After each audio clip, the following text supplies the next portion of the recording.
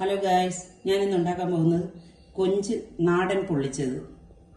അതിന് നമുക്ക് ആദ്യം എന്താണ് ചെയ്യേണ്ടതെന്ന് നോക്കാം. നമുക്ക് കൊഞ്ച് ആദ്യം തന്നെ കൊഞ്ച് നമുക്ക് ക്ലീൻ ചെയ്തെടുക്കാം. കൊഞ്ച് കട്ട് ചെയ്യുന്നത് എങ്ങനെയാണ് ഞാൻ കാണിച്ചത്. ഇതുപോലെ തന്നെ ഇതിന് കട്ട് ചെയ്തെടുക്കണം. കൊഞ്ച് ഇങ്ങനെ പിടിച്ച് കട്ടാക്കണം. കുറച്ച് നമ്മൾ ഫ്രഷ് കൊഞ്ച് വാങ്ങിക്കൊണ്ടുവന്ന് നമ്മളൊരു 10 മിനിറ്റ് നമ്മൾ ഫ്രീസറിൽ വെക്കണം. വെച്ച് കഴിയുമ്പോൾ ചെറിയൊരു ഫ്രീസായി കിട്ടും. അല്ലെങ്കിൽ നമ്മൾ കൊഞ്ച് അങ്ങനെ തന്നെ ഇരിക്കുമ്പോൾ നമ്മൾ തോട് ഇങ്ങനെ കട്ട് ചെയ്യുമ്പോൾ പൊട്ടിപ്പോവും. അതിന് വേണ്ടിയിട്ട് നമ്മൾ കൊണ്ടുവന്ന ഉടനെ ഒരിത്തിരി നേരം നമ്മൾ ഫ്രീസറിൽ വെക്കണം. ഒരു 10 മിനിറ്റോളം നമ്മൾ ഫ്രീസാക്കാൻ വേണ്ടിയിട്ട് ഫ്രിഡ്ജിൽ വെക്കണം. അതിന് ശേഷം കട്ട് ചെയ്യുമ്പോൾ നമുക്ക് നല്ലതുപോലെ കിട്ടും. ഇങ്ങനെ കട്ട് ചെയ്ത് ഈ സൈഡിലിരിക്കുന്ന വേസ്റ്റെല്ലാം നമുക്ക് നൈസിന് എടുത്ത് കളഞ്ഞ് കൊഞ്ച് ഇതിനെല്ലാം കട്ട് ചെയ്താണ്. അതിൻ്റെ കാലെല്ലാം കട്ട് ചെയ്തതാണ്. അത്ര മാത്രമേ ഇതൊന്നും കട്ട് ചെയ്ത് ഒരുപാടൊന്നും കട്ട് ചെയ്ത് ഇതാക്കണ്ട.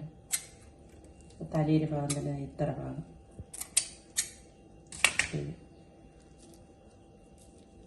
ഇതുപോലെ തന്നെ എടുക്കണം.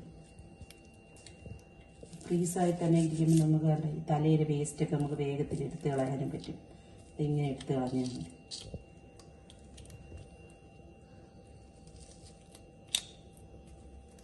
എല്ലാ കൊഞ്ചും നമുക്ക് ഇതുപോലെ ക്ലീൻ ചെയ്തെടുക്കാം. നമ്മളെ കൊഞ്ചെല്ലാം നല്ലതുപോലെ ക്ലീനാക്കി ഇതുപോലെ കട്ട് ചെയ്തെടുത്ത് എല്ലാം ഇതുപോലെ തന്നെ ഇരിക്കണം. ഇനി നമുക്കിതിന് ആവശ്യമായ മസാല എടുക്കാം. മസാല എടുക്കാം. 2 സ്പൂൺ മുളക് പൊടി എടുക്കണം. നിങ്ങൾക്ക് എത്രയാണോ എരി വേണ്ടി അതനുസരിച്ചെടുക്കാം. 1 സ്പൂൺ മഞ്ഞൾപ്പൊടി,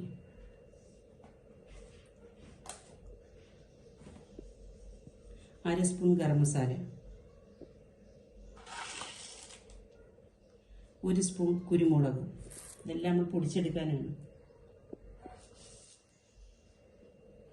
2 സ്പൂൺ പെരിഞ്ജീരകം, ചതച്ച് വെച്ചിരുന്ന ഇഞ്ചിയും വെളുത്തുള്ളിയും നമുക്കിതിനകത്തോട്ട് ഇട്ട് കൊടുക്കാം. നിങ്ങൾക്ക് ആവശ്യമായി ഇതിന് എത്രയാണോ നിങ്ങൾക്ക് ആവശ്യമുള്ള അതനുസരിച്ചുള്ള ഇഞ്ചിയും പൂണ്ടും എടുക്കണേ.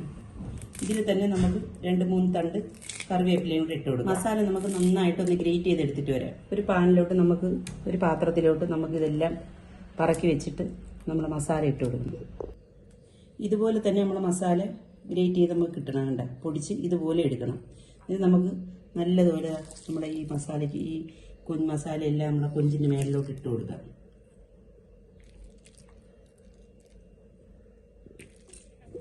ഇത് ഒരു നാരങ്ങ നീര് പിഴിഞ്ഞെടുത്തതാണ്. ഒരു നാരങ്ങയുടെ ജ്യൂസാണ്.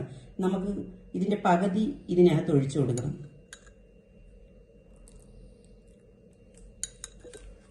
ഈ മസാല പൊടിക്കുമ്പോൾ തന്നെ നിങ്ങൾക്ക് ആവശ്യമായ ഉപ്പും കൂടെ ഇട്ട് വേണം മസാല പൊടിക്കാൻ. ഇനി നമുക്കൊരു പാത്രം വെച്ച് ഇങ്ങനെ അടച്ച് വെച്ച് നന്നായിട്ടൊന്ന് കുലുക്കിയെടുക്കണം. നമുക്ക് നോക്കാം. നല്ലതുപോലെ എല്ലാത്തിലും മസാല പിടിച്ചിട്ടുണ്ട്. പിടിക്കാത്ത ഭാഗത്തൊക്കെ നമ്മളിതാ കുറച്ചിങ്ങനെ മാറ്റി വെച്ചിരിക്കണം. ഇങ്ങനെ ഇത് ഓപ്പൺ ചെയ്ത്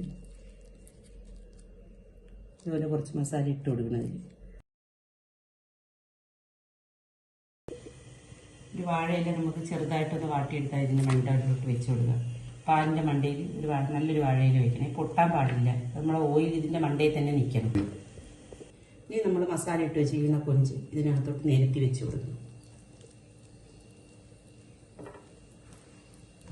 ഓരോന്നായി നമുക്ക് നിരത്തി വയ്ക്കാം.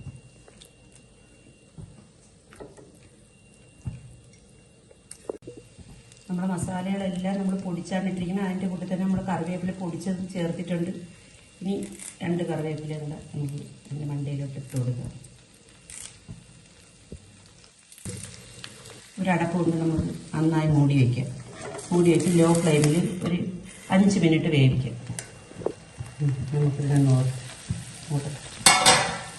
ഇനി ഇതിനങ്ങോട്ട് തിരിച്ചിട്ട് കൊടുക്കാം. ഓരോ നേരം നല്ലോണം കുക്കായി വരുന്നുണ്ട്.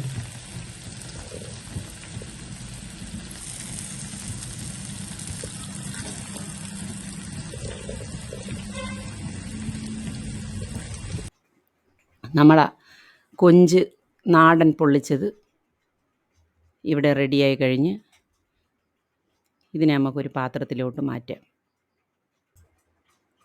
എൻ്റെ ഈ റെസിപ്പി നിങ്ങൾക്കെല്ലാവർക്കും ഇഷ്ടപ്പെട്ടിട്ടുണ്ടെന്ന് കരുതുന്നു. നിങ്ങൾക്കെല്ലാവർക്കും ഇഷ്ടപ്പെട്ടിട്ടുണ്ടെങ്കിൽ എന്നെ സപ്പോർട്ട് ചെയ്യണം. ഇനി അടുത്ത പ്രാവശ്യം അടുത്തൊരു വീഡിയോ ആയിട്ട് ഞാൻ വീണ്ടും വരുന്നതായിരിക്കും. ടാറ്റാ, ബൈ.